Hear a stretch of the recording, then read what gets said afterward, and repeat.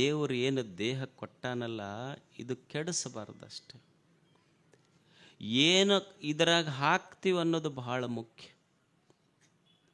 ಮಗ ಎಷ್ಟು ಸುಂದರವಾದ ಕಥೆ ನೋಡಿ, ಸುಮ್ಮನೆ ಕೇಳಿ. ಇವೆಲ್ಲ ನಮ್ಮ ಮನಸ್ಸಿಗೆ ಮುಟ್ಟಬೇಕಷ್ಟ. ಇದನ್ನೇನು ಭಾಳ ಮಂದಿ ಯಾರೋ ಹೇಳ್ತಿದ್ರು ಮೊನ್ನೆ ನನಗೆ, ಎಲ್ಲೋ ಒಂದು ಪ್ರವಚನ ಹೇಳಿದಾಗ, ಇವರಿಗೆ ಕುಡಿಯೋದು ಬಿಡಿಸ್ಬೇಕು, ಇಸ್ಪಟ್ಟಾಡೋದು ಬಿಡಿಸ್ಬೇಕು, ಓಸಿ ಬಿಡಿಸ್ಬೇಕು, ಸ್ವಾಮಿಗಳು ಬಿಡಿಸ್ಬೇಕು, ಇನ್ನೊಬ್ಬರು ಬಿಡಿಸ್ಬೇಕು, ಅವರು ಬಿಡಿಸ್ಬೇಕು. ಅಲ್ಲ, ಕುಡಿಯೋವನಿಗೆ ಬಿಡೋದು ಬರ್ಬೇಕು ಮನಸ್ಸಿನಾಗ, ಹೌದಲ್ಲ? ತನಗೆ ಬಿಡಬೇಕಂತ ಮನಸ್ಸಿನಾಗ ಅವನಿಗೆ ಬರ್ಬೇಕಷ್ಟೆ. ನಾನು ಕೆಟ್ಟದ್ದು ಮಾಡ್ತೀನಲ್ಲಪ್ಪ, ನಾ ಬಿಡಬೇಕು ಅನ್ನೋದು ಅವನಿಗೆ ಮನಸ್ಸಿನಾಗ ಬರ್ಬೇಕಷ್ಟೆ. ಏಸು ಮಂದಿ ಗುರುಗಳ ಹತ್ರ ಅವ ಒಟ್ಟ 30 ವರ್ಷದಿಂದ ಕುಡಿತಿರ್ತಾನೆ. ಯಾವುದಾದ್ರು ಒಂದು ಆಶ್ರಮಕ್ಕೆ ಹೋಗ್ಯಪ್ಪ, ಇವ ಕುಡಿತಾನೆ ನೋಡಿ, ಇವ 30 ವರ್ಷದಿಂದ ಕುಡಿತಾನೆ, ಇವತ್ತು ಬಿಡಿಸ್ಬೇಕು ನೀ ಅಂದ್ರೆ 30 ವರ್ಷದಿಂದ ಅವ ಕುಡಿತಿರ್ತಾನೆ. ಒಂದು ದಿವಸದಾಗ ಅವ ಬಿಡ್ತಾನೆ, ಅವರಿಗೆ ಕುಡಿಸೋಕ್ಕಾನ ಅಷ್ಟ. ಹ್ಯಾಂಗೆ ಬಿಡಿಸೋದು? ನನ್ನ ಆತ್ಮಕ್ಕೆ ತಿಳಿಬೇಕಲ್ಲ, ನಾ ಕೆಟ್ಟದ್ದು ಮಾಡಾಕತ್ತೇನೆ. ಎಷ್ಟು ಸುಂದರವಾದ ಕಥೆ ಕೇಳಿ. ಯುವಕರು ಕೇಳಬೇಕು, ಹಿರಿಯರು ಕೇಳಬೇಕು. ಇದು ಪರಿವರ್ತನೆಯ ಕ್ಷಣ, ಇದು ಅಷ್ಟೆ. ಏನು ಪರಿವರ್ತನೆ ಅಂದ್ರೆ ಎಲ್ಲೋ ಹೋಗಿ ಹಿಮಾಲಯದೊಳಗೆ ಸಾಕ್ಷಾತ್ಕಾರ ಆಗೋದಲ್ಲ. ಈ ಕ್ಷಣ ನನ್ನ ಮನಸ್ಸಿನೊಳಗೆ, ಮನುಷ್ಯ ಕೆಟ್ಟವಾಗ್ಲಿಕ್ಕೆ ನಿನಗೆ 30 ವರ್ಷ ಹಿಡಿಬೋದು. ಒಳ್ಳೆಯವನಾಗಲಿಕ್ಕೆ ನಾನು ಈ ಕ್ಷಣ ನನ್ನ ದುಶ್ಚಟಗಳನ್ನು ಬಿಡ್ತೀನಪ್ಪ, ನಾ ಒಳ್ಳೆಯವನಾಗ್ತೀನಿ ಅನ್ನುವ ಸಂಕಲ್ಪ ಈ ಕ್ಷಣ ಬಂದರೆ, ಈ ಕ್ಷಣಕ್ಕೆ ನೀನು ಸಂತ ಅಷ್ಟೆ, ಒಳ್ಳೆಯ ವ್ಯಕ್ತಿ ಅಷ್ಟೆ. ಕೆಟ್ಟವಾಗಲಿಕ್ಕೆ 30 ವರ್ಷ ಹಿಡಿಬೋದು, ಒಳ್ಳೆಯವನಾಗಲಿಕ್ಕೆ 3 ನಿಮಿಷ ಸಾಕಷ್ಟೇ. ಭಾವ ಶುದ್ಧ ಆದರೆ ಮನುಷ್ಯ ಒಳ್ಳೆಯವನಾಗ್ತಾನೆ ಅಷ್ಟೆ. ಏನು ಒಂದು ಹುಡುಗ ಸಣ್ಣ ಹುಡುಗ, ಒಂದು 5-6ನೇ ಕ್ಲಾಸ್ ಓದ್ತಿತ್ತಂತ. 5-6ನೇ ಕ್ಲಾಸ್ ಓದುವ ಹುಡುಗ ತಂದೆ ತೀರ್ಕೊಂಡಿದ್ದಂತ. ಅದು ಒಂದು ಈ ಬಾರ್ ಆ್ಯಂಡ್ ರೆಸ್ಟೋರೆಂಟ್ ಅಂತ ಇರ್ತಾವಲ್ಲ, ಅಲ್ಲಿ ಕೆಲಸ ಮಾಡ್ತಿತ್ತಂತ. ಸಣ್ಣ ಮಗ 5ನೇ ಕ್ಲಾಸ್, ಅಪ್ಪ ತೀರ್ಕೊಂಡಾನ. ಸಣ್ಣ ಮಗು ಬಾರಿನೊಳಗೆ ಅದೇನು ಸಪ್ಲೈ ಮಾಡೋದಂತಾರಲ್ಲ, ಅಲ್ಲಿ ಕೆಲಸ ಮಾಡ್ತಿತ್ತು. ಅವ್ವ ಜಡ್ಡಿಗೆ ಬಿದ್ದು ಹಾಸಿಗೆ ಹಿಡ್ದಾಳು. ಇದು ಸಾಯಂಕಾಲ ಕೆಲಸ ಮಾಡ್ತಿತ್ತಂತ. ಒಬ್ಬ ವ್ಯಕ್ತಿ ಆ ಬಾರಿಗೆ ಹೋಗಿ ಆ ಮಗುವಿಗೆ ಹೇಳಿದ್ನಂತ, ನಿಮ್ಮಂಥ ಸಣ್ಣ ಹುಡುಗರು ಇಲ್ಲಿ ಬರಬಾರ್ದಪ್ಪ ನೀವು. ಅಲ್ಲೇನು ರೆಸ್ಟೋರೆಂಟಿಗೆ ಒಬ್ಬ ಯಜಮಾನ ಹೇಳಿದ್ನಂತ, ನಿಮ್ಮಂಥ ಸಣ್ಣ ಮಕ್ಕಳು ಈ ಬಾರ್ ಆ್ಯಂಡ್ ರೆಸ್ಟೋರೆಂಟ್ಗಳ ಕೆಲಸಕ್ಕೆ ಬರಬಾರ್ದಪ್ಪ ನೀವು.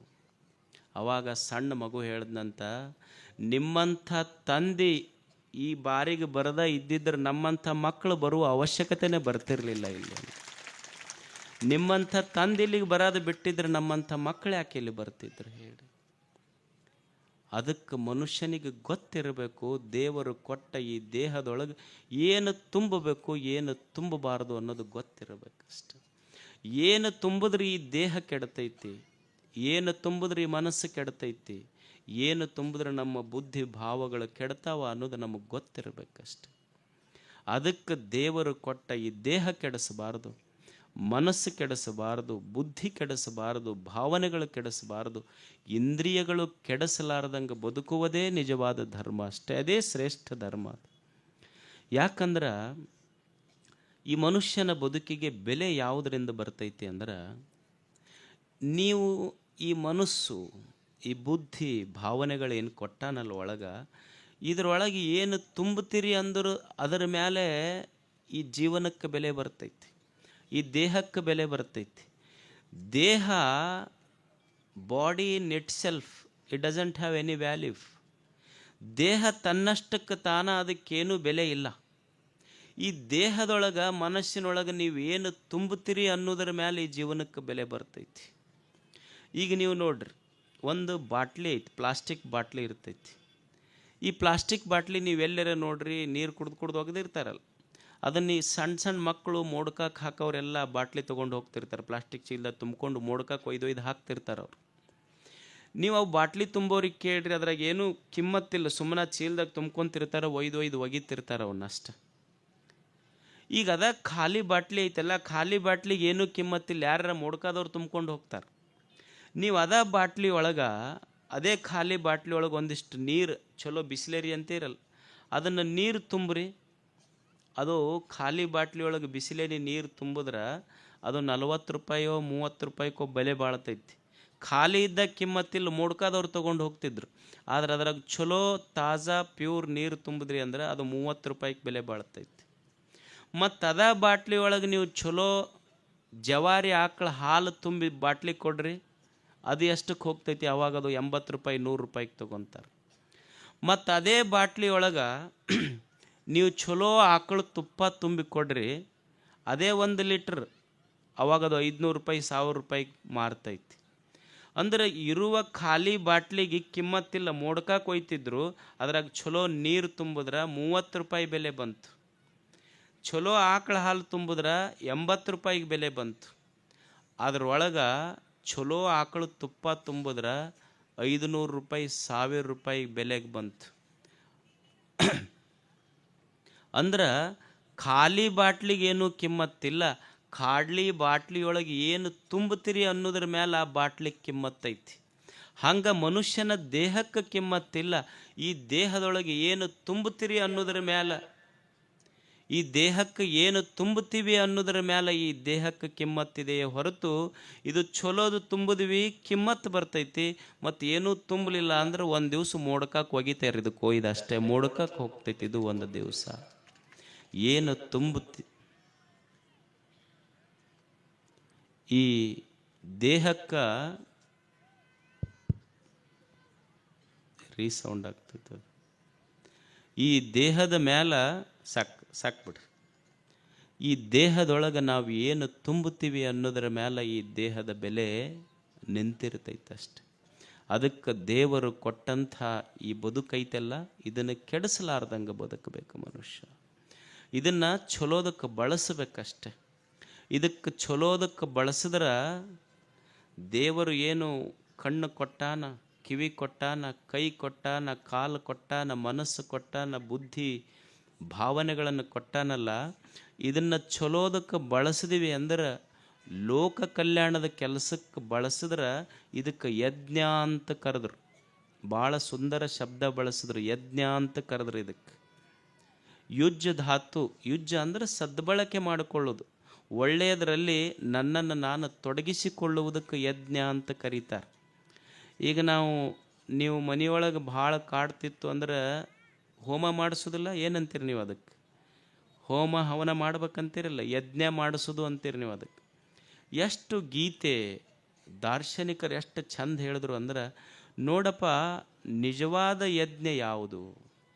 ಯಜ್ಞ ಅಂದ್ರೆ ಬರೇ ಬೆಂಕಿಯೊಳಗೆ ಬೆಂಕಿ ಒಂದು ಸಣ್ಣ ಕುಂಡ್ಲಿ, ಏನು ಯಜ್ಞ ಕುಂಡ ಇರ್ತೈತಿ, ಅದರೊಳಗೆ ನೀ ತುಪ್ಪ ಶ್ರೀಗಂಧದ ಕಟ್ಟಿಗೆ ಹಾಕಿ ಮಾಡುವುದಷ್ಟೇ ನಿಜವಾದ ಯಜ್ಞ ಅಲ್ಲ.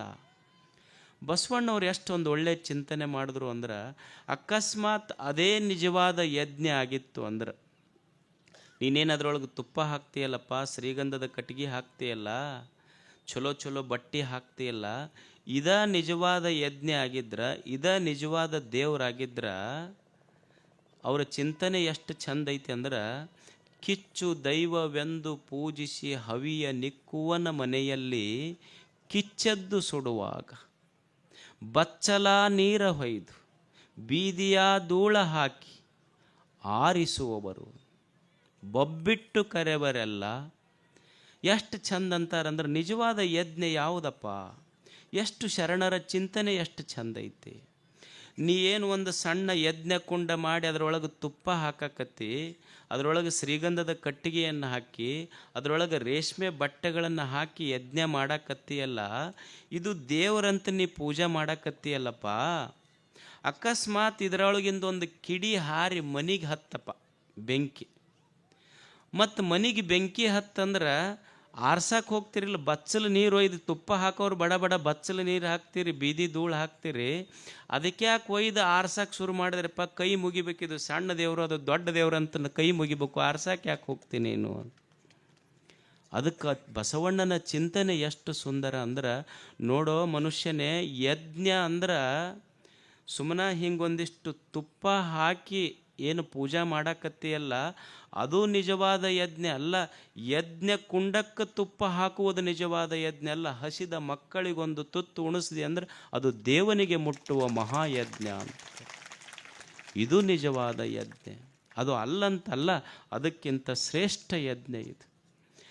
ನೀನು ನಿನ್ನನ್ನು ಒಳ್ಳೆಯ ಕಾರ್ಯಗಳಿಗೆ ನೀ ತೊಡಗಿಸ್ಕೊಂಡಿ ಅಂದ್ರೆ ಅದು ಯಜ್ಞ ಅಂತ ಕರೆದ್ರೆ ಶರಣರು. ಎಷ್ಟು ಸುಂದರ ಚಿಂತನೆ ಅದು. ಈಗೊಬ್ಬ ಮನುಷ್ಯ ದಾರಿ ಮೇಲೆ ಹೋಗ್ತಿರ್ತಾನೆ. ದಾರಿಯಲ್ಲಿ ನೀವು ಗಾಡಿ ತೊಗೊಂಡು ಹೋಗುವಾಗ ಬಿಸಿಲಾಗ ಹೋಗ್ತಿರ್ತೀರಿ. ಬಿಸಿಲಾಗ ನಡೆದು ಹೋಗುವಾಗ ನಿಮ್ಮ ಕಾಲಿನ ಉಂಗುಟ ಹರಿತೈತಿ. ಉಂಗುಟ ಹರಿದಾಗ ಅಲ್ಲೊಬ್ಬ ಚಪ್ಪಲಿ ಹೊಲಿಯುವಂಥ ಒಬ್ಬ ವ್ಯಕ್ತಿ ತಾನು ಬಿಸಿಲಾಗ ಕುಂತಾನೆ. ತನ್ನಗ ಮ್ಯಾಲೆ ತಲೆ ಮೇಲೆ ಬಿಸಿಲು ಸುಡ್ತಿರ್ತೈತಿ. ನಿನ್ನ ಉಂಗುಟ ಹರಿದು ಕಾಲು ಸುಟ್ಟುಕೊಂಡು ನೀನು ಅಡ್ಡಾಡುವಾಗ ನಿನ್ನ ಕಾಲಿನ ಪಾದರಕ್ಷೆ ತಗೊಂಡು ಉಂಗುಟ ಹೊಲಿದು ನಿನ್ನ ಕಾಲಿಗಿಟ್ಟು ಆರಾಮ್ ಹೋಗಪ್ಪ ಅಂತ ನಿನಗೆ ಹರಿಸಿ ಕಳಿಸ್ತಾನಲ್ಲ, ಅವ ಮಾಡುವ ಕೆಲಸ ಯಜ್ಞ ಅಲ್ಲೇನದು? ನಿಜವಾದ ಯಜ್ಞ ಅಲ್ಲೇನದು? ನೀನು ಹೋಗುವಾಗ ಯಾವುದೋ ಒಂದು ಗಾಡಿ ಪಂಚರ್ ಆಗ್ತೈತಿ. ಗಾಡಿ ಪಂಚರ್ ಆದಾಗ ನಿನ್ನ ಗಾಡಿಗೆ ಹವಾ ತುಂಬಿ ನಿನ್ನ ಪ್ರಯಾಣ ಸುಖಕರವಾಗಲಿ ಅಂತ ಹರಿಸಿ ಕಳಿಸ್ತಾನಲ್ಲ, ಅದು ಯಜ್ಞ ಅಲ್ಲೇನು? ಇವತ್ತು ನಾವು ಚಲೋ ಚಲೋ ಬಿಳೆ ಬಟ್ಟೆ ಹಾಕ್ಕೊಂಡಿವಿ, ಟಾರ್ಚ್ ಹಾಕಿ ಬಿಳೆ ಬಟ್ಟೆ ಹಾಕ್ಕೊಂಡಿವಲ್ಲ. ನಾವಿಷ್ಟು ಚಲೋ ಬಿಳೆ ಬಟ್ಟೆ ಹಾಕೋಬೇಕಾದ್ರೆ ಇದು ಬಂದಿದ್ದೆಲ್ಲಿಂದ ಹೇಳಿ? ಏನು ಅಂತರ್ಲೆ ಬಂದೈತೇನು? ನಾವಿಷ್ಟು ಚಲೋ ಬಿಳೆ ಬಟ್ಟೆ ಹಾಕೋಬೇಕಾದ್ರೆ ಯಾವನೋ ಒಬ್ಬ ರೈತ ಹೊಲದಲ್ಲಿ ತನ್ನ ಮುಖ ಬೆನ್ನು ಕರ್ರಗೆ ಮಾಡಿಕೊಂಡು ನಮಗೆ ಬಿಳೆ ಬಟ್ಟೆ ಅವ ಹತ್ತಿ ಹೊಲದಾಗ ತನ್ನ ಮುಖ ಬೆನ್ನು ಕರ್ರಗೆ ಮಾಡಿಕೊಳ್ಳಾರ್ದ ಹತ್ತಿ ಯಜ್ಞ ಅಲ್ಲೇನು? ಹಾಗಾದ್ರೆ ಯಜ್ಞ ಅಂತಂದ್ರೆ ದೇವರು ಕೊಟ್ಟ ಈ ಜೀವನವನ್ನು ಮನುಷ್ಯ ಒಳ್ಳೆಯದಕ್ಕೆ ತೊಡಗಿಸಿಕೊಳ್ಳಬೇಕು. ಅದು ನಿಜವಾದ ಯಜ್ಞ, ಅದು ಅಷ್ಟೆ. ಗೀತೆಯಲ್ಲಿ 5 ಯಜ್ಞಗಳನ್ನು ಹೇಳ್ತಾರೆ. ಯಜ್ಞ ಅಂದರೆ ಸ್ಮರಣೆ ಮಾಡೋದು. ದೇವರೇನಿ ಬದುಕು ಕೊಟ್ಟಾನಲ್ಲಪ್ಪ, ದೇವರಿಗೊಂದು ಸ್ಮರಣೆ ಮಾಡು. ಭಗವಂತನೇ, ಇಂಥದ್ದೊಂದು ಸುಂದರ ಜೀವನ ನನಗೆ ಕೊಟ್ಟಿಯಲ್ಲಪ್ಪ.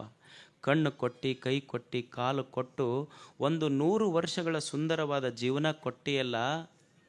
ಈ ಜೀವನವನ್ನು ದೇವರೇ, ನಾ ಈ ಭೂಮಿ ಮೇಲೆ ಹೆಂಗೆ ಬದುಕ್ತೀನಿ ಅಂದ್ರೆ ಬರೇ ನನ್ನ ಮನ್ಯಾನ ಮಂದಿಗಲ್ಲ, ನನ್ನ ಊರನ ಮಂದಿಗಲ್ಲ, ನೀ ಕೊಟ್ಟ ಬದುಕು ದೇವರೇ ನಿನಗೆ ಸಂತೋಷವಾಗುವಂಗೆ ಬದುಕ್ತೀನಿ ಅಂತ ಬದುಕು ದೇವರ ಋಣ ಮುಟ್ಟತೈತೆ ಅಷ್ಟೆ. ದೇವನ ಋಣ ಮುಟ್ಟತೈತೆ. ನಮ್ಮ ಬದುಕು ದೇವರಿಗೆ ಸಂತೋಷ ಆಗಬೇಕು. ಮತ್ತಿಷ್ಟೆಲ್ಲ ನಿಸರ್ಗ, ಮಣ್ಣು, ನೀರು, ಗಾಳಿ, ಬೆಳಕು ನಮಗಿಷ್ಟೆಲ್ಲ ಕೊಟ್ಟೈತೆ ಇಲ್ಲ? ನೀರಿರದೇ ಇದ್ದರೆ ನಾವು ಬದುಕ್ತಿದ್ವೇನು ಹೇಳಿ? ನಿಸರ್ಗಕ್ಕಾಗಿ ಒಂದಿಷ್ಟು ಮನುಷ್ಯ ಕೊಟ್ಟು ನಿಸರ್ಗದ ಋಣ ತೀರಿಸ್ಬೇಕಲ್ಲ ಮನುಷ್ಯ. ಈಗ ನೀವು ಖಾನಾವಳಿಗೆ ಊಟ ಮಾಡ್ತೀರಿ. ಖಾನಾವಳಿಯೊಳಗೆ ಊಟ ಮಾಡಿದ್ರೆ ನಿಮಗೆ ಒಂದು 100 ರೂಪಾಯಿ ಖಾನಾವಳಿಯವರು ಒಂದು ತಟ್ಟೆ ಊಟಕ್ಕೆ ತೊಗೊತಾರೆ. ದೇವರಿಷ್ಟೆಲ್ಲ ಅನ್ನ ನೀರು ಎಲ್ಲ ಪುಕ್ಕಟೆಯಾಗಿ ಕೊಟ್ಟಾನಿಲ್ಲ. ಒಂದು ಬಾಟ್ಲಿ ನೀರು 50 ರೂಪಾಯಿ ತೊಗೊತಾರೆ. ನೀವು ಒಂದು ಲೈಟ್ ಹಚ್ಚಿರಿ, ನಿಮಗೇನು KPTCLನವ್ರು ಬಂದು ತಿಂಗಳ ಕರೆಂಟ್ ಬಿಲ್ ಕೇಳ್ತಾರೆ. ದೇವರು ಸೂರ್ಯ ಚಂದ್ರರಂಥ ಆರದ ದೀಪಗಳನ್ನು ಹಚ್ಚಿಬಿಟ್ಟಾನಲ್ಲ, ಎಂದರೆ ಬಿಲ್ ಕೊಡು ಅಂತ ಕೇಳ್ಯಾನೇನು ದೇವರು? ಮತ್ತು ನಿಸರ್ಗಕ್ಕೆ ಏನು ಕೊಟ್ಟಿವಿ ಹೇಳಿ? ಮತ್ತು ನಿಮ್ಮದೊಂದು ಸೈಕಲ್ ಟ್ಯೂಬ್ ಪಂಚರ್ ಆದ್ರೆ ಅದಕ್ಕೆ ಹವಾ ತುಂಬಕ್ಕೆ 10 ರೂಪಾಯಿ ಕೊಡ್ತೀರ ಇಲ್ಲ ನೀವು? ಒಂದು ಸುಮ್ಮನೆ ಸೈಕಲ್ ಟ್ಯೂಬ್ ಪಂಚರ್ ಆದ್ರೆ ಹವಾ ತುಂಬಕ್ಕೆ 10 ರೂಪಾಯಿ ಕೊಡ್ತೀರಿ. ಇಂಥ ಸುಂದರವಾದ ದೇಹ ಕೊಟ್ಟು ಇದಕ್ಕೆ 9 ರಂಧ್ರಗಳದಾವ ದೇಹಕ್ಕೆ. 9 ರಂಧ್ರಗಳೊಳಗೆ ಈ ದೇಹದೊಳಗೆ ಹವಾ ತುಂಬಿ 9 ರಂಧ್ರ ಇದ್ದರೂ ಸಹಿತ ಇದನ್ನು ಪಂಚರ್ ಆಗಲಾರ್ದಂಗೆ ನೋಡ್ಕೊಂಡಲ್ಲ ದೇವರು. ಅವನಿಗೇನು ಕೊಟ್ಟಿವಿ ಹೇಳಿ ನಾವೆಲ್ಲ? ಅದಕ್ಕೆ ಮನುಷ್ಯ ನಿಸರ್ಗಕ್ಕೇನಾದರೂ ಕೊಟ್ಟ ಬದುಕುವುದು. ಅನ್ನ ಕೊಟ್ಟ ದೇವನಿಗೆ, ನೀರು ಕೊಟ್ಟ ದೇವನಿಗೆ, ಗಾಳಿ ಕೊಟ್ಟ ದೇವನಿಗೆ, ಬೆಳಕು ಕೊಟ್ಟ ದೇವನಿಗೆ. ನೋಡಿ, ಇಲ್ಲೆಲ್ಲ ಹುಡುಗರು ಯುವಕರು ಸೇರಿಕೊಂಡು ಇಲ್ಲೊಂದು ಕೆರೆ ನಿರ್ಮಾಣ ಮಾಡ್ಯಾರ. ಎಷ್ಟು ಸಂತೋಷದ ಕೆಲಸ! ಅವಾಗೆಲ್ಲ ನೀರು ಎಲ್ಲಿ ಬೇಕಲ್ಲಿ ಸಿಗ್ತಿತ್ತು. ನೀರಿಗೆ ಈ 21ನೇ ಶತಮಾನದ ಒಂದು ದೊಡ್ಡ ಸಮಸ್ಯೆ ಏನಾದರೂ ಇದ್ದರೆ ನೀರಿನ ಸಮಸ್ಯೆ ಅಂತ.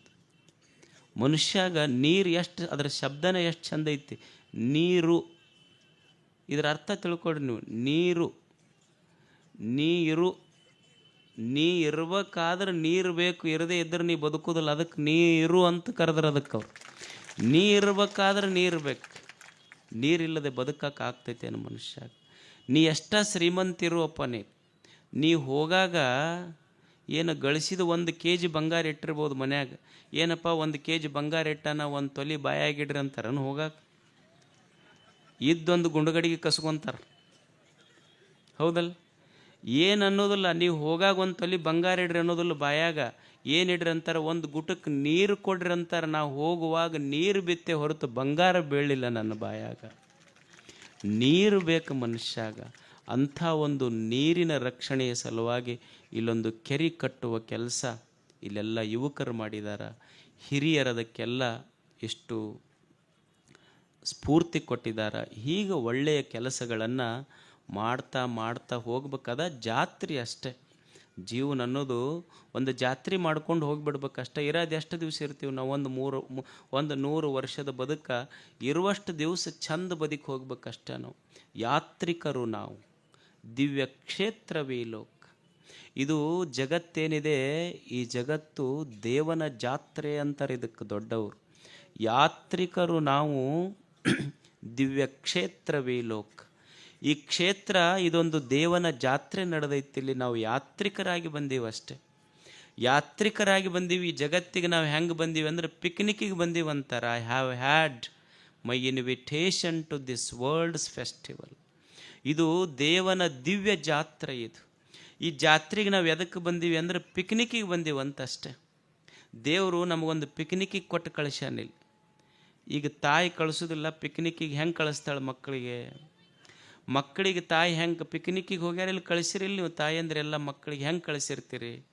ಅವಕ್ಕೆ ತಾಯಿ ಏನು ಮಾಡ್ತಾಳೆ? ರೊಟ್ಟಿ, ಚಿತ್ರಾನ್ನ, ಪಲ್ಯ, ಎಲ್ಲ ಸ್ವೀಟು ಎಲ್ಲ ಕಟ್ಟಿ ಮಗನಿಗೆ ಹೇಳ್ತಾಳೆ, ನೋಡಪ್ಪ ನಿನ್ನ ಸಲುವಾಗಿ ಏನು ಬೇಕು ಅದನ್ನೆಲ್ಲ ಕಟ್ಟೀನಿ, ಮತ್ತು ನಿನ್ನ ದೋಸ್ತರ ಸಲುವಾಗಿ ಒಂದಿಷ್ಟು ಕಟ್ಟೀನಿ, ತೊಗೊಂಡು ನೀನು ಚಂದ ಉಂಡು ನಿಮ್ಮ ದೋಸ್ತರಿಗೆ ಉಣಿಸಿ ಚಂದ ಜಾತ್ರೆ ಮಾಡಬಾ ಅಂತ ತಾಯಿ ಪಿಕ್ನಿಕ್ಕಿಗೆ ಹೋಗಬಾ ಅಂತ ತಾಯಿ ಕಳಿಸಿರ್ತಾಳೆ.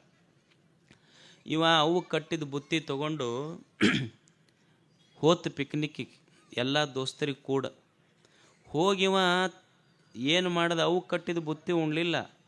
ಅದನ್ನು ಇನ್ನೊಬ್ರು ಏನು ಹುಡುಗರು ಬುತ್ತಿ ತಂದಿದ್ರಲ್ಲ, ಆ ಬುತ್ತಿ ಒಂದಿಷ್ಟು ಹರಿದ, ಅವ್ರದ್ದು ಒಂದಿಷ್ಟು ಚೆಲ್ದ, ಇನ್ನೊಬ್ಬರು ಕೂಡ ಒಂದಿಷ್ಟು ಜಗಳ ಆಡ್ದ, ಅವ್ರ ಅಂಗಿ ಹರಿದ, ತನ್ನ ಅಂಗಿ ಹರ್ಕೊಂಡು ಮನೆಗೆ ಬಂದು ಕೂಡಲೇ ಅವು ನೋಡಿದ್ಲು. ನೋಡಿ, ಅಲ್ಲೋ ನೀನು ಉಂಡು ಚಂದಿರು ಅಂತ ಪಿಕ್ನಿಕ್ಕಿಗೆ ಹೋಗಿ ಬಾ ಅಂತ ನಿನಗೆ ಬುತ್ತಿ ಕಟ್ಟಿದ್ದೆ, ರೊಟ್ಟಿ ಕಟ್ಟಿದ್ದೆ, ಚಲೋ ಬಟ್ಟೆ ಹಾಕಿ ಕಳಿಸಿದ್ದೆ, ನಿನ್ನ ರೊಟ್ಟಿನೂ ಉಣ್ಲಿಲ್ಲ, ಮಂದಿ ಬುತ್ತಿನೂ ಕೆಡಿಸಿ ಅಂಗಿ ಹರ್ಕೊಂಡು ಬಂದೆಲ್ಲ, ನಿನಗೆ ಇನ್ನೊಮ್ಮೆ ಪಿಕ್ನಿಕ್ಕಿಗೆ ಕಳಿಸೋದಿಲ್ಲ ನೋಡು ಅನ್ನೋದಿಲ್ಲ ತಾಯಿ ಅಂತಾಳಿಲ್ಲಿ. ನಿನಗೆ ಇನ್ನೊಮ್ಮೆ ಪಿಕ್ನಿಕ್ಕಿಗೆ ಕಳಿಸೋದಿಲ್ಲ. ಹಂಗೆ ದೇವರು ಅನ್ನುವಂಥ ತಾಯಿ ನಮಗೆ ಈ ಜಗತ್ತನ್ನು ನೋಡೋಕೆ ಒಂದು ಪಿಕ್ನಿಕ್ಕಿಗೆ ಕಳಿಸ್ಯಾಳಾಕಿ. ದೇವರು ಪಿಕ್ನಿಕ್ಕಿಗೆ ಕಳಿಸ್ಯಾನ ನಮಗೆಲ್ಲ. ನಮಗೇನು ಕೊಟ್ಟಾನ? ನಂಬುದು ಚಂದ ಉಂಡು ತಿಂದು ಇನ್ನೊಬ್ಬರಿಗೆ ನಮ್ಮ ತುತ್ತಿನೊಳಗೆ ಒಂದಿಷ್ಟು ಕೊಟ್ಟು ಹಂಚಿ ಸಂತೋಷಪಟ್ಟು ಹೋದ್ರೆ ದೇವ್ರಂತಾನ ನಿನಗೆ ಇನ್ನೊಮ್ಮೆ ಪಿಕ್ನಿಕ್ಕಿಗೆ ಕಳಿಸ್ತೀನಪ್ಪ ಅಂತಾನೆ. ಮತ್ತು ನಮ್ಮದು ಸರಿಗುಂಡ್ಲಿಲ್ಲ, ಇನ್ನೊಬ್ರದ್ದೊಂದಿಷ್ಟು ಮೋಸ ಮಾಡಿ ವಂಚನೆ ಮಾಡಿ ತಿಂದು ಜಗಳ ಆಡಿ ಊರಿಗೆ ಬೇಸರಾಗಿ ಒಂದು ದಿವ್ಸ ಮ್ಯಾಲೆ ಹೋದ್ರೆ ದೇವ್ರಂತಾನ ಇದು it is your last picnic, ನಿನಗೆ ಇನ್ನೊಮ್ಮೆ ಪಿಕ್ನಿಕ್ಕಿಗೆ ಕಳಿಸೋದಿಲ್ಲ ಅನ್ನೋದಿಲ್ಲ ಆತ ದೇವ್ರಂತಾನ. ಅದಕ್ಕೆ ಚಂದ ಬದುಕಬೇಕು ಮನುಷ್ಯ ಅಷ್ಟೆ. ದೇವರು ಕೊಟ್ಟ ಈ ಸುಂದರ ಜೀವನವನ್ನು ಚಂದ ಬದುಕುವುದೇ ನಿಜವಾದ ಜೀವನ. ಯಾತ್ರಿಕರಾಗಿ ಇಲ್ಲಿ ಬದುಕುವುದು ಅನ್ನುವಂಥ ಮಾತು ಹೇಳಿ ತಾವೆಲ್ಲ ಎಷ್ಟು ಜನ ಕೂಡಿರೋಡು ಇಷ್ಟು ಒಳ್ಳೆಯ ಮಾತುಗಳನ್ನು ಕೇಳಲಿಕ್ಕಾಗಿ ಅಷ್ಟು ಜಾತ್ರೆ ನಡೆದೈತೆ. ಆದರೂ ಅದನ್ನು ಬಿಟ್ಟು ನೀವೆಲ್ಲ ಕುಂತೀರಿ. ಏನು ನಮ್ಮ ಜನ ಅನ್ನೋದಿಲ್ಲ, ನಮ್ಮ ಊರು ಕೆಟ್ಟೈತ್ರಿ, ನಮ್ಮ ದೇಶ ಕೆಟ್ಟೈತಿ. ಏನೂ ಕೆಟ್ಟಿಲ್ಲ. ನೀರು ಕೆಟ್ಟಿಲ್ಲ, ಗಾಳಿ ಕೆಟ್ಟಿಲ್ಲ, ಬೆಳಕು ಕೆಟ್ಟಿಲ್ಲ. ಏನಾದರೂ ಕೆಟ್ಟಿದ್ರೆ ಮನುಷ್ಯನ ಮನಸ್ಸು ಕೆಟ್ಟೈತೆ ಅಷ್ಟೆ. ಇಂಥ ಪರಿಸ್ಥಿತಿಯೊಳಗೂ ಸಹಿತ ಇಷ್ಟು ಸಾವಿರ ಜನ ಎರಡು ಒಳ್ಳೆಯ ಮಾತುಗಳನ್ನು ಕೇಳಲಿಕ್ಕೆ ಕೂತಿರಲ್ಲ. ಕಾಲ ಇನ್ನೂ ಒಳ್ಳೆಯದೈತೆ ಅನ್ನೋದಕ್ಕೆ ಇದೇ ಒಂದು ನಿದರ್ಶನ. ಇದಕ್ಕಿಂತ ದೊಡ್ಡ ನಿದರ್ಶನ ಏನು ಬೇಕು? ಪಾಪ 6 ಗಂಟೆ ಆದರೆ ಯಾರು ಎಲ್ಲೆಲ್ಲಿ ಜೋಲಿ ಹೊಡ್ಕೊತಿರ್ತಿದ್ರು, ಎಲ್ಲರೂ ಇಲ್ಲಿ ಕುಂತಾರಲ್ಲ. ಇದಕ್ಕಿಂತ ಏನು ಒಳ್ಳೆಯ ಕಾಲ ಬರ್ಬೇಕು ಹೇಳ್ರಿ ನಮಗೆ? ಇದಕ್ಕಿಂತ ಚಲೋ ಕಾಲ ಏನು ಇನ್ನೇನು ಬರ್ತೈತಿ ಹೇಳಿ? ಅದಕ್ಕೆ ಇಷ್ಟು ಹೀಗೆ ಒಳ್ಳೆಯ ಕೆಲಸ, ಒಳ್ಳೆಯ ವಿಚಾರ, ಒಳ್ಳೆಯ ಮನಸ್ಸಿಟ್ಟುಕೊಂಡು ಬದುಕುವುದೇ ನಿಜವಾದ ಜೀವನ ಅಷ್ಟೆ. ಹೀಗೆ ಎಲ್ಲಿ ಒಳ್ಳೆಯ ವಿಚಾರಗಳನ್ನು ಕೇಳುವ ಅವಕಾಶ ಸಿಗ್ತದ ಅದನ್ನು ಕಳ್ಕೋಬಾರ್ದು ಮನುಷ್ಯ. ಸುಮ್ಮನೆ ಒಂದಿಷ್ಟು ಒಳ್ಳೆಯ ವಿಚಾರಗಳನ್ನು ಕೇಳ್ತಿರ್ಬೇಕು. ಯಾಕಂದ್ರೆ ಈ ಜೀವನ ನಾವು ಅಂದ್ಕೊಂಡಂಗೆ ಇರೋದಿಲ್ಲ. ಒಂದಿಷ್ಟು ಕಷ್ಟ, ಒಂದಿಷ್ಟು ಸುಖ, ಒಮ್ಮೆ ದುಃಖ, ಒಂದಿಷ್ಟು ನೋವು, ಒಂದಿಷ್ಟು ಅಪಮಾನ, ಒಮ್ಮೆ ಬಡತನ, ಇವೆಲ್ಲ ಇರ್ತಾವೆ. ಇವುಗಳ ಮಧ್ಯದಲ್ಲಿ ಸಂತೋಷವಾಗಿ ಬದುಕುವುದನ್ನು ಕಲಿಬೇಕಾದ್ರೆ ಒಂದಿಷ್ಟು ಚಲೋ ವಿಚಾರಗಳನ್ನು ಕೇಳಬೇಕಾಗ್ತದೆ ಮನುಷ್ಯ. ಈಗ ನಿಮ್ಮ ಮೊಬೈಲ್ ಐತಿ, ನೀವು ಬೆಳಗ್ಗೆ ಎದ್ದು ಕೂಡಲೇ ಚಾರ್ಜ್ ಮಾಡ್ತೀರಿಲ್ಲ, ಚಾರ್ಜ್ ಇಲ್ಲಾರ್ದೆ ನಿಮ್ಮ ಮೊಬೈಲ್ ನಡೀತೈತೆ ಏನು? ಹ್ಯಾಂಗೆ ಕರೆಂಟಿನ ಚಾರ್ಜ್ ಇಲ್ಲಾರ್ದೆ ನಿಮ್ಮ ಮೊಬೈಲ್ ನಡೆಯುವುದಿಲ್ಲವೋ ಹಂಗೆ ದೊಡ್ಡವರ ಶರಣರ ಒಳ್ಳೆಯ ಮಾತಿನ ಚಾರ್ಜ್ ಇಲ್ಲಾರ್ದೆ ಈ ಜೀವನನೂ ನಡೆಸಬಾರ್ದು ಮನುಷ್ಯ. ಇದು ಸಾಮಾನ್ಯ ಜ್ಞಾನ. ಒಳ್ಳೆಯ ಮಾತಿನ ಮುಖಾಂತರ, ಒಳ್ಳೆಯ ವಿಚಾರಗಳ ಮುಖಾಂತರ ಈ ಜೀವನವನ್ನು ಚಾರ್ಜ್ ಮಾಡ್ಕೊತ ಹೋಗ್ಬೇಕು ಮನುಷ್ಯ. ಸಂಸಾರ ಅಂದಮೇಲೆ ಒಮ್ಮೆ ಹೆಚ್ಚು ಕಡಿಮೆ ಇರುವುದಲ್ಲ. ಒಮ್ಮೆ ನಾವು ಅಂದ್ಕೊಂಡಂಗೆ ಎಲ್ಲರೂ ಹೊಗಳ್ತಾರೇನು, ಒಮ್ಮೆ ಅಪಮಾನಗಳಾಗ್ತಾವೆ, ಒಮ್ಮೆ ಬಡತನ ಬರ್ತೈತಿ, ಒಮ್ಮೆ ದುಃಖ ಬರ್ತೈತಿ ಜೀವನದಲ್ಲಿ, ಒಮ್ಮೆ ನೋವುಗಳು ಬರ್ತಾವೆ, ಒಮ್ಮೆ ನಿರಾಶೆಗಳು ಬರ್ತಾವೆ. ಇವುಗಳ ಮಧ್ಯದೊಳಗೆ ಸಂತೋಷದಿಂದ ಬದುಕುವುದನ್ನು ಕಲಿಬೇಕು ಮನುಷ್ಯ. ಅದನ್ನು ಕಲಿಸುವುದು ಚಲೋ ಮಾತು. ಈಗ ನೀವು ಮನ್ಯಾಗ RCC ಹಾಕ್ತಿರಿಲ್ಲ, RCC ಹಾಕಬೇಕಾದ್ರೆ ಚಲೋ ಜಿಂದಾಲ್ ಸಿಮೆಂಟ್ ತಂದಿರಿ, ಜಿಂದಾಲ್ ಕಬ್ಬಣ ತಂದಿರಿ, ಚಲೋ ಸ್ಟ್ರಕ್ಚರಲ್ ಇಂಜಿನಿಯರ್ ನಿಮ್ಮ ಮನೆ ಪ್ಲ್ಯಾನ್ ಮಾಡ್ಯಾನ. ಎಲ್ಲ ಮನೆ RCC ಹಾಕ್ತಿರ್ಲಿ, ಕಬ್ಬಣಕ್ಕೆ ರೊಕ್ಕ ಕೊಟ್ಟಿರಿಲ್ಲ, ಸಿಮೆಂಟಿಗೆ ರೊಕ್ಕ ಕೊಟ್ಟಿರಿ, ಕಂಕರಿಗೆ ರೊಕ್ಕ ಕೊಟ್ಟಿರಿ, ಉಸ್ಕಿಗೆ ರೊಕ್ಕ ಕೊಟ್ಟಿರಿ, ಎಲ್ಲ ರೊಕ್ಕ ಕೊಟ್ಟು ತಂದು RCC ಹಾಕಿರಲ್ಲ. ನೀರಿಗೇನು ರೊಕ್ಕ ಕೊಟ್ಟಿಲ್ಲ, ನೀವು ಸುಮ್ಮನೆ ಬಿಡ್ತೀರಿ ಅದನ್ನು. ಯಾಕೆ ಅದಕ್ಕೆ ನೀರು ಹಾಕ್ಬೇಕು ಹೇಳ್ರಿ? ಎಲ್ಲ ಚಲೋ ಕಬ್ಬಣ ಐತಿ, ಕಂಕರ ಐತಿ, ಸಿಮೆಂಟ್ ಐತಿ, ಕಬ್ಬಣ ಐತಿ, ಎಲ್ಲನೂ ಮಾಡಿ ಮಿಕ್ಸ್ ಮಾಡಿ RCC ಹಾಕಿರಲ್ಲ. ಅದಕ್ಕೆ ನೀರು ಯಾಕೆ ಬಿಡ್ಬೇಕು? ಕ್ಯೂರಿಂಗ್ ಮಾಡೋದಂತೀರಿಲ್ಲ ನೀವು. ನೀರು ಯಾಕೆ ಬಿಡ್ಬೇಕು ಅಂದ್ರೆ, ಎಷ್ಟ ರೊಕ್ಕ ಕೊಟ್ಟು ಕಬ್ಬಣ ಸಿಮೆಂಟು ಕಂಕರು ಕಬ್ಬಣ ತಂದು ನೀವು RCC ಹಾಕಿದ್ರೂ ಸಹಿತ ನೀರು ಬಿಡದೇ ಇದ್ದರೆ, ಕ್ಯೂರಿಂಗ್ ಮಾಡದೇ ಇದ್ರೆ ನಿಮ್ಮ RCC ಕ್ರ್ಯಾಕ್ ಬರ್ತೈತದ. ಹೆಂಗೆ ನೀರು ಬಿಡದಿದ್ರೆ ನಿಮ್ಮ RCC ಕ್ರ್ಯಾಕ್ ಬರ್ತೈತಲ್ಲ, ಕ್ಯೂರಿಂಗ್ ಮಾಡದೇ ಇದ್ರೆ ಕ್ರ್ಯಾಕ್ ಬರ್ತೈತಿ. ಹಂಗೆ ಶರಣರ, ದೊಡ್ಡವರ, ಸಂತರ ಮಾತಿನಿಂದ ನಮ್ಮ ಸಂಸಾರವನ್ನು ಕ್ಯೂರಿಂಗ್ ಮಾಡದೇ ಇದ್ರೆ ಇದು ಕ್ರ್ಯಾಕ್ ಬಿಡಕ್ಕೆ ಶುರು ಮಾಡ್ತೈತೆ ಒಂದು ದಿವಸ ಅಷ್ಟೆ. ಕ್ರ್ಯಾಕ್ ಬಿಡಬಾರ್ದು ಅಂದ್ರೆ ಒಂದಿಷ್ಟು ಚಲೋ ಮಾತುಗಳನ್ನು ಕೇಳುವ ಅವಕಾಶ ಸಿಕ್ಕಾಗ ಮನುಷ್ಯ ಕೇಳಬೇಕನ್ನುವಂಥ ಮಾತು ಹೇಳಿ, ದೇವರೇನು ಈ ಬದುಕು ಕೊಟ್ಟಾನಲ್ಲ, ಚಲೋದಕ್ಕೆ ಬಳಸೋದಷ್ಟ, ಒಳ್ಳೆಯದಕ್ಕೆ ಬಳಸಿ ಈ ಜೀವನವನ್ನು ಕಟ್ಟಿಕೋಬೇಕು ಮನುಷ್ಯ. ನಾನು ಪದೇ ಪದೇ ಈ ಮಾತು ಹೇಳ್ತೇನೆ. ನನಗೆ ಸುಖ ಬಂದಿದ್ರೆ ನಾನು ಮಾಡಿದ ಪುಣ್ಯದ ಫಲದಿಂದ ಸುಖ ಬಂದಿರ್ತೈತಿ.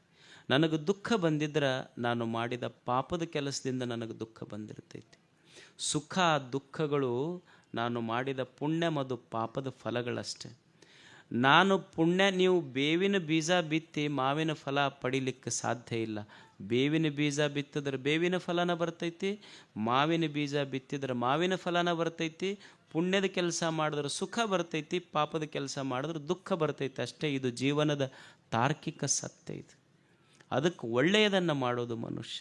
ನಾ ಏನು ಮಾಡೀನಿ ಅದನ್ನು ಈ ಜಗತ್ತಿನೊಳಗೆ ಪಡ್ಕೊತೀನಿ. ಒಬ್ಬ ಮನುಷ್ಯ ದಾರಿ ಹಿಡಿದು ಹೋಗ್ತಿದ್ದ, ಹೋಗುವಾಗ ಬ್ಯಾಸಿಗೆ ದಿವಸ ಅಲ್ಲ, ಅವನಿಗೆ ಮಾವಿನ ಹಣ್ಣು ನೋಡ್ದು. ಚಲೋ ಹಣ್ಣು ಬಿಟ್ಟಿತ್ತು ಗಿಡದಾಗ, ಅದು ಬೇಲಿ ಹಾಕಿದ್ರು ತೋಟದಾಗ. ಮಾವಿನ ಹಣ್ಣು ನೋಡ್ದವ. ಮಾವಿನ ಹಣ್ಣು ನೋಡಿದ್ದೇನು ಕಾಲು ನೋಡೈತೇನೇನು? ಇಲ್ಲ, ನೋಡಿದ್ದು ಕಣ್ಣು. ಕಣ್ಣು ನೋಡ್ತಲ್ಲ, ಕಣ್ಣು ಹೋಗಲಿಲ್ಲ, ನಡೆದಿದ್ದು ಕಾಲು. ಹಣ್ಣು ನೋಡಿದ್ದು ಕಣ್ಣ, ನಡೆದಿದ್ದು ಕಾಲ. ಮಾವಿನ ಹಣ್ಣು ಹರ್ಕೊಂಡಿದ್ದು ಕೈ, ತಿಂದಿದ್ದು ನಾಲಿಗೆ. ನೋಡಿದ್ದು ಕಣ್ಣ, ನಡೆದಿದ್ದು ಕಾಲ, ಹರ್ಕೊಂಡಿದ್ದು ಕೈ, ತಿಂದಿದ್ದು ನಾಲಿಗೆ. ಮತ್ತು ತಿಂದು ಕೂಡಲೇ ಅವ್ನು ಹೊಲ್ದಾವ ಹೆಂಗೆ ಸುಮ್ಮಿರ್ತಾನೆ, ಬಡಗಿ ತೊಗೊಂಡು ಏಟು ಬಿಟ್ಟನಲ್ಲ, ಏಟು ತಿಂದಿದ್ದು ಬೆನ್ನ. ಎಷ್ಟು ವಿಚಿತ್ರ ಐತಿ ಅಂದ್ರೆ, ಹಣ್ಣು ನೋಡಿದ್ದು ಕಣ್ಣ, ಕಣ್ಣ ಹಣ್ಣು ನೋಡಿತು, ನೋಡಿದ್ದು ಕಣ್ಣ, ನಡೆದಿದ್ದು ಕಾಲ, ಹರ್ಕೊಂಡಿದ್ದು ಕೈ, ತಿಂದಿದ್ದು ನಾಲಿಗೆ, ಏಟು ತಿಂದಿದ್ದು ಬೆನ್ನ. ಆದ್ರೆ ನೋವಾಗಿ ನೀರು ಬಂದಿದ್ದು ಯಾವುದು ಮೊದಲು ನೋಡಿತ್ತಲ್ಲ ಆ ಕಣ್ಣಾಗ ನೀರು ಬಂತು. ಇದು ಸತ್ಯ. ಇದು ಮನುಷ್ಯ ಏನು ನೋಡಿತ್ತಲ್ಲ ಅದ ಕಣ್ಣಾಗ ನೀರು ಬಂತೆ ಹೊರತು ಕಾಲಾಗ ಕೈಯಾಗ ಬರಲಿಲ್ಲ. ಯಾವ ನೋಡ್ಯಾನಲ್ಲ ಅವನಿಗೆ ನೀರು ಬಂದೈತೆ ಅಷ್ಟೆ. ನಾವು ಏನು ಮಾಡೀವಿ ಅದನ್ನು ಪಡ್ಕೊತೀವಿ ಜಗತ್ತಿನಲ್ಲಿ. ಅದಕ್ಕೆ ಕೆರೆ ಕಟ್ಟಿಸೋದು, ಜಾತ್ರೆ ಮಾಡೋದು, ದಾಸೋಹ ಮಾಡೋದು, ಚಲೋ ಚಲೋ ಪುಣ್ಯದ ಕೆಲಸ ಮನುಷ್ಯ ಜೀವನದಲ್ಲಿ ಮಾಡ್ತಾ ಹೋಗಬೇಕು, ಸಂತೋಷವಾಗಿ ಬದುಕಬೇಕು. ಇದು ಜೀವನದ ಸಾರ್ಥಕತೆ ಅಂಥೇಳಿ ತಮಗೆಲ್ಲ ಒಳ್ಳೆಯದಾಗಲಿ ಅಂತ ಹಾರೈಸಿ ನಮ್ಮ ಮಾತುಗಳನ್ನು ಮುಗಿಸ್ತಾರೆ.